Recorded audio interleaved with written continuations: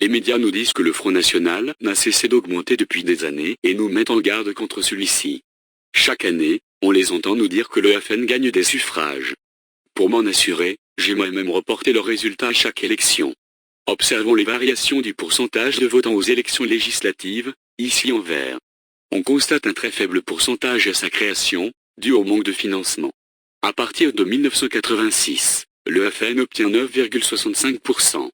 Ce chiffre n'augmente pratiquement pas aux élections suivantes, en 1988.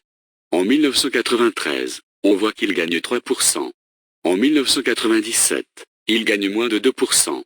En 2002, il chute de presque 4%.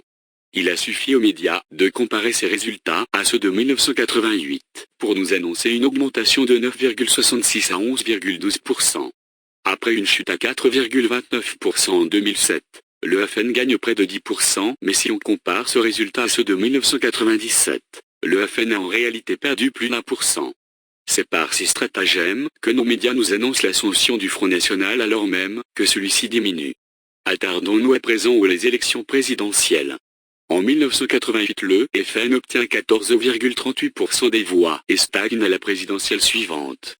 Il gagne ensuite moins de 2% en 2002 et baisse spectaculairement de 6% en 2007 pour atteindre un score plus bas que lors de sa création.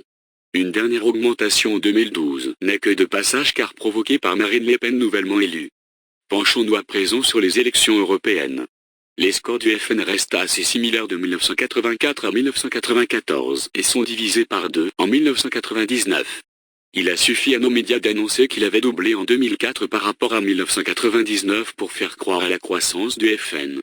En 2009, on constate une nouvelle baisse, mais encore une fois, nos médias ont pu démontrer une fausse croissance du FN en annonçant une augmentation de près d'1% par rapport à 1999. Le parti de Jean-Marie Le Pen avait pourtant réalisé de bien meilleurs scores des décennies auparavant. Pour finir, parlons des élections départementales ou élections cantonales. En 1994, on constate une baisse de plus de 2% mais encore une fois, nos médias nous ont annoncé la multiplication par 2 du pourcentage par rapport à 1988.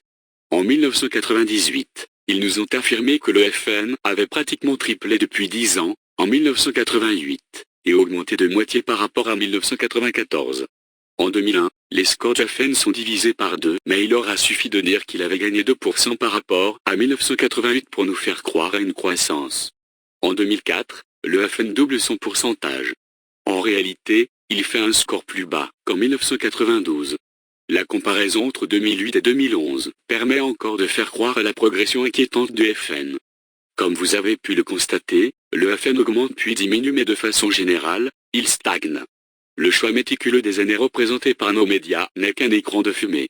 Regardez le pic de 2012, il est très élevé comparé à 2009 mais en réalité, il fait à peine la taille de celui de 2002, de 1997 ou de 1988, malgré les nombreux efforts de BFM TV, iTélé ou LCI à promouvoir le Front National. Soyez attentifs et ne vous laissez pas avoir par les médias et leurs graphiques tronqués. Ils tentent de s'imposer comme médias de référence, mais n'oubliez pas à quel grand groupe appartiennent ces médias. Ils servent leurs intérêts, pas les vôtres. L'Internet est une source libre. Si vous vérifiez vos informations soigneusement, elles sont beaucoup plus précieuses que le mensonge de nos chaînes de télévision et nos journaux corrompus.